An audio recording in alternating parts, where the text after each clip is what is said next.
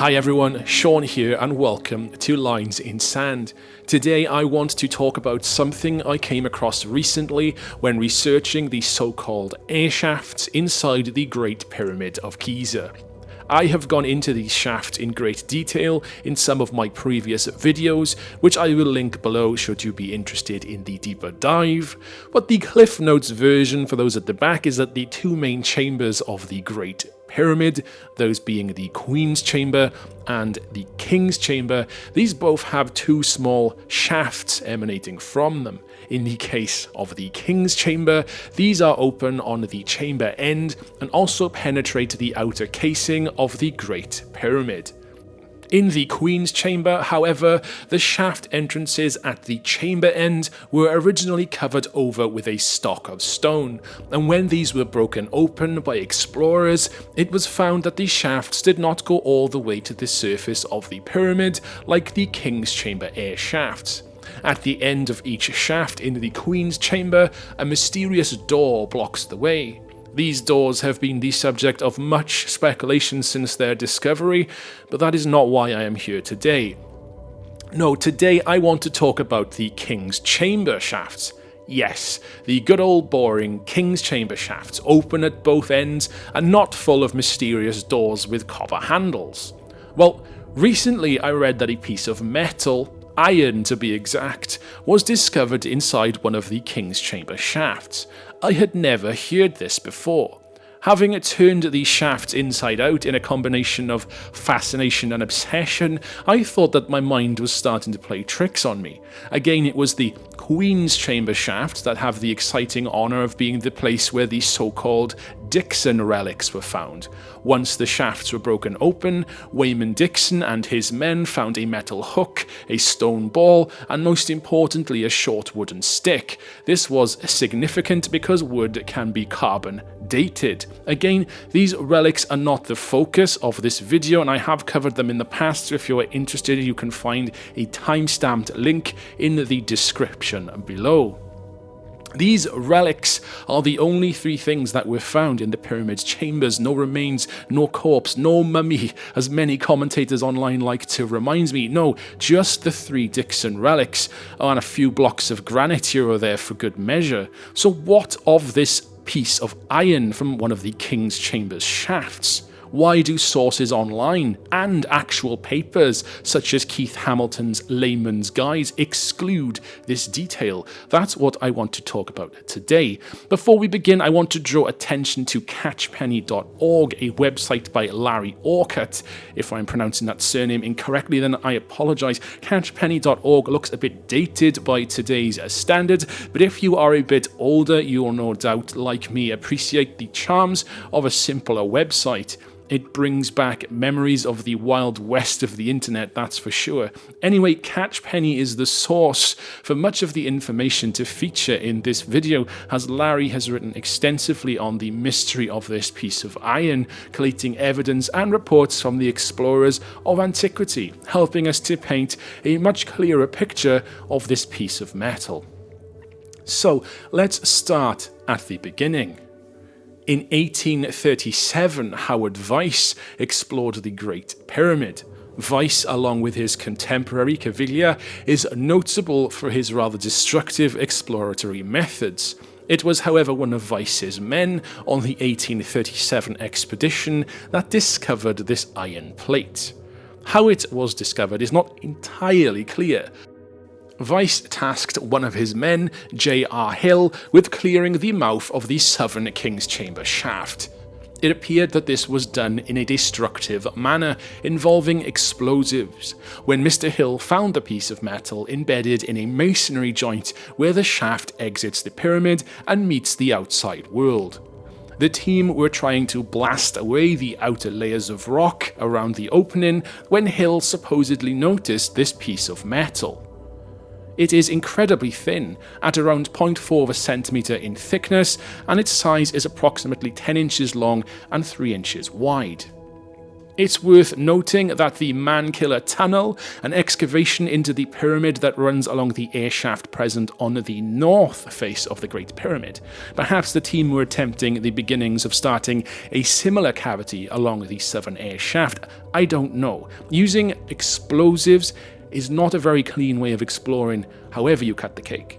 As I said, some details aren't clear here. If the outer stones were perhaps blasted away by Vyse's men, then it isn't exactly possible to determine the exact point where the iron sheet was spotted.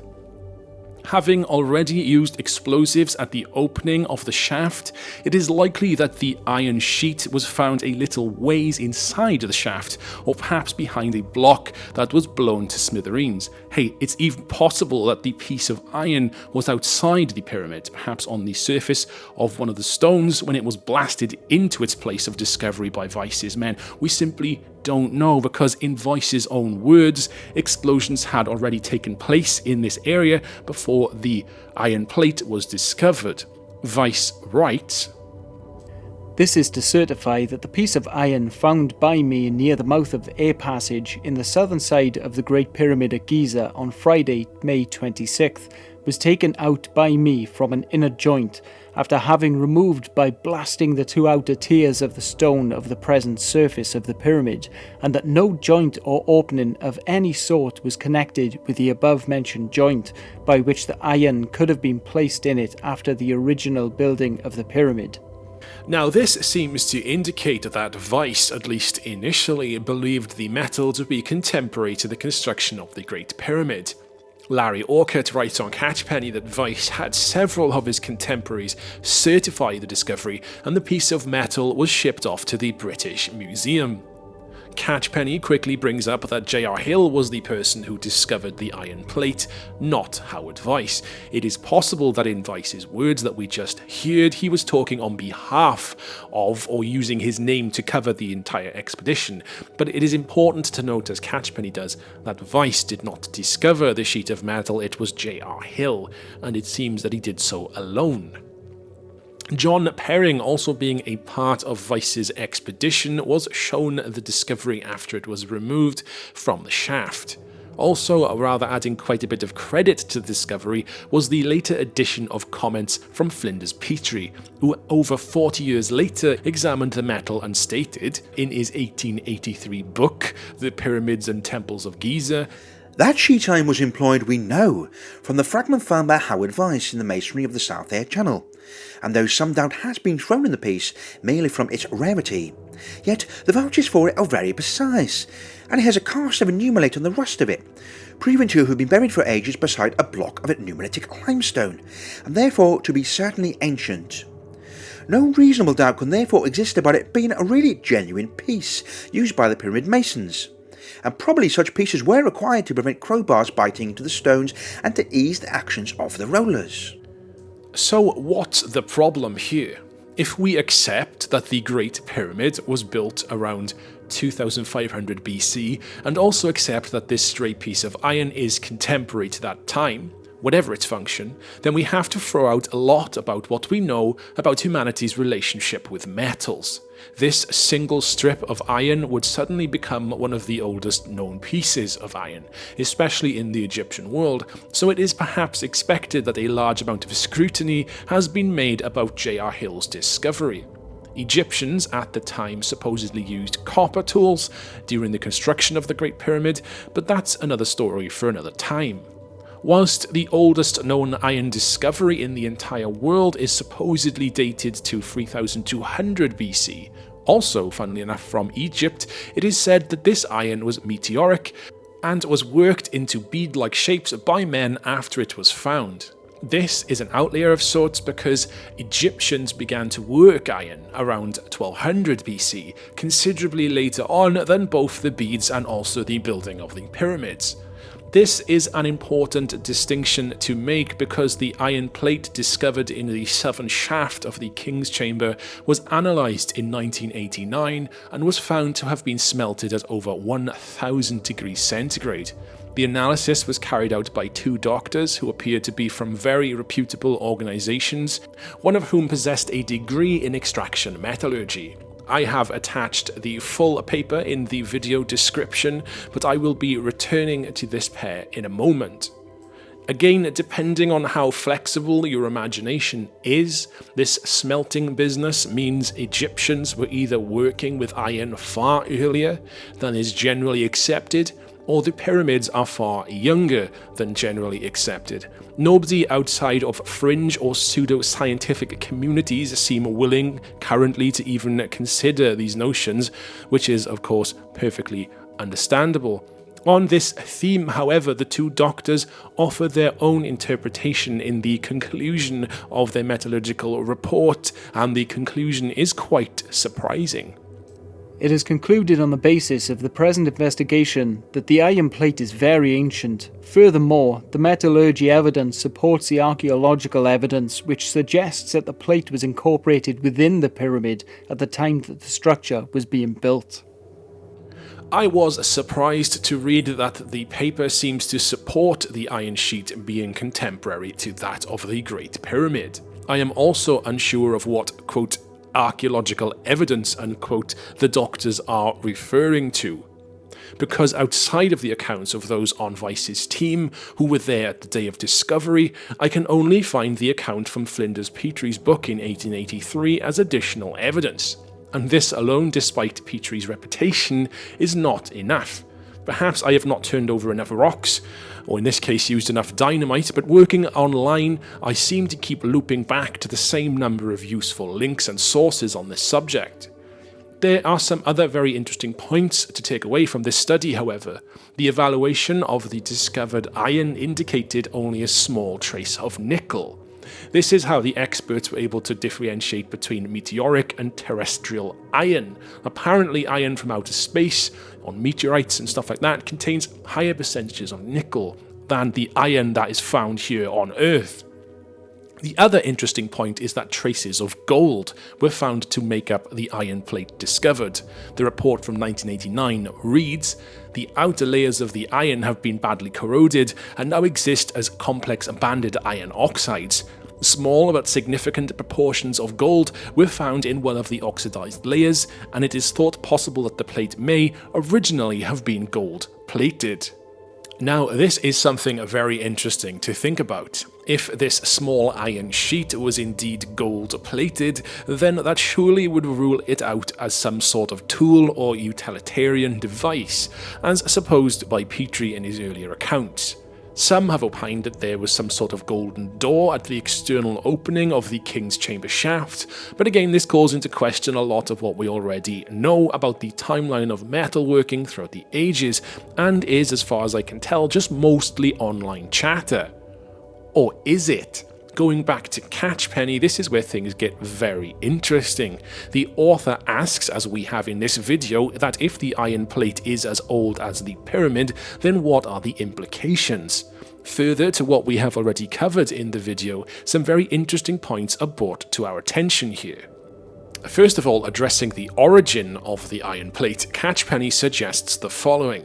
It would be likely that if the iron plate is indeed proved to be ancient, it represents a trade good from the north or possibly from the south. The unlikelihood of Egyptian manufacture is supported by both its uniqueness and the absence of archaeological evidence for iron-making technology.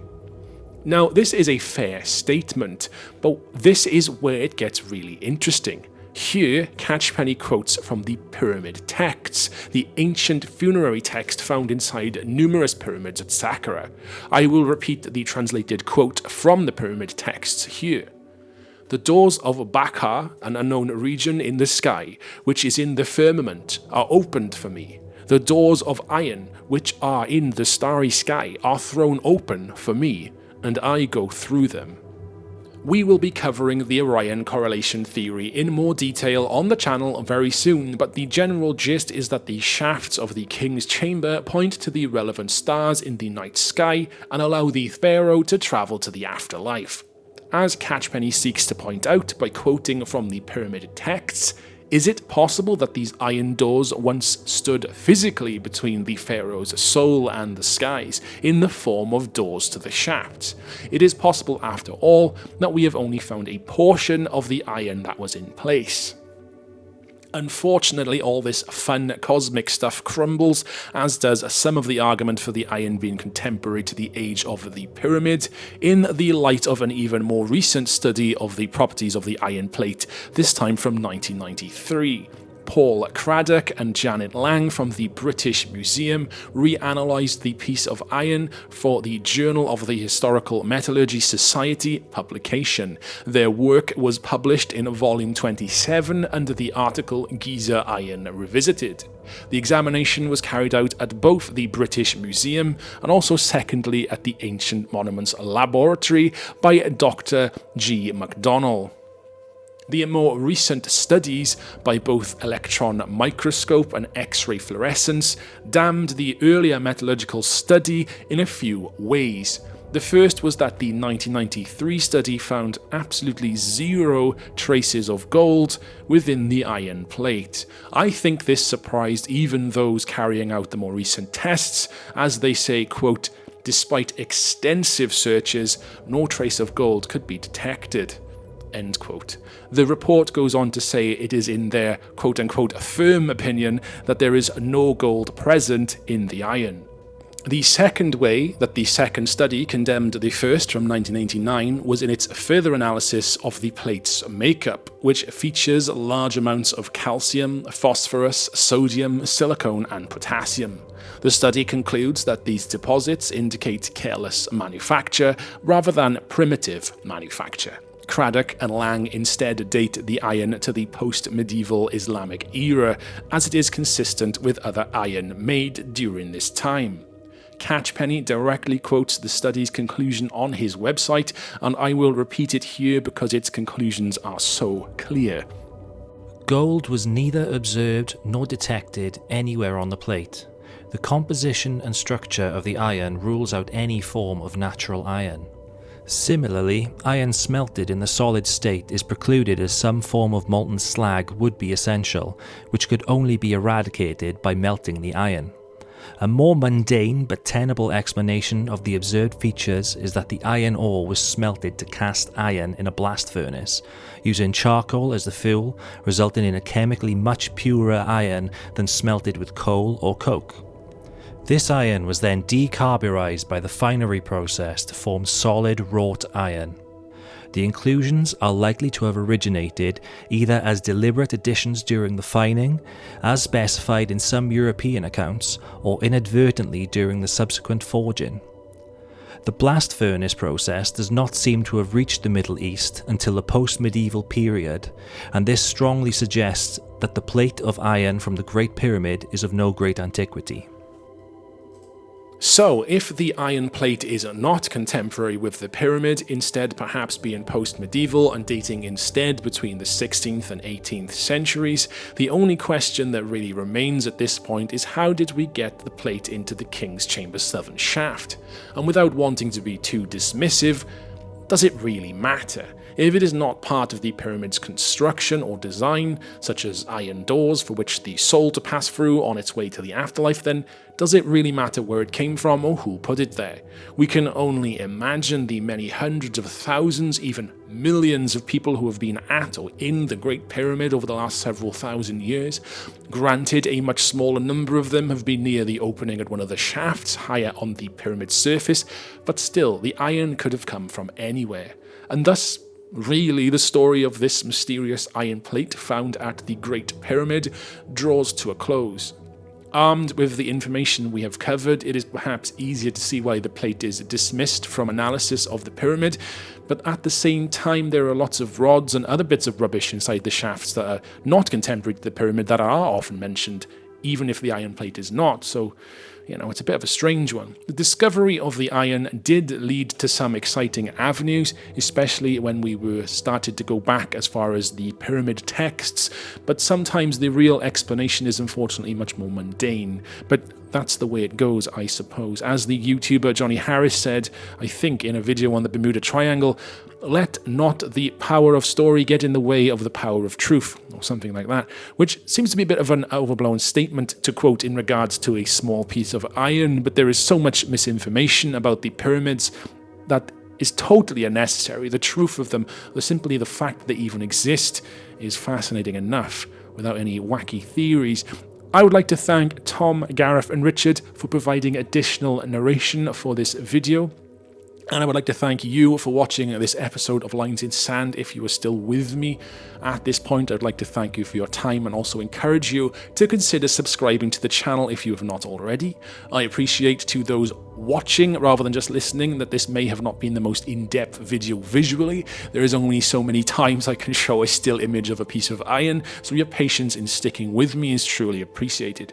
Please share your thoughts on this topic in the comments below. The discourse that we get here after each video is one of my favorite parts about making these videos. I do genuinely like to hear from you all. But yeah, that's it for now. I will catch you in another video, so goodbye for now.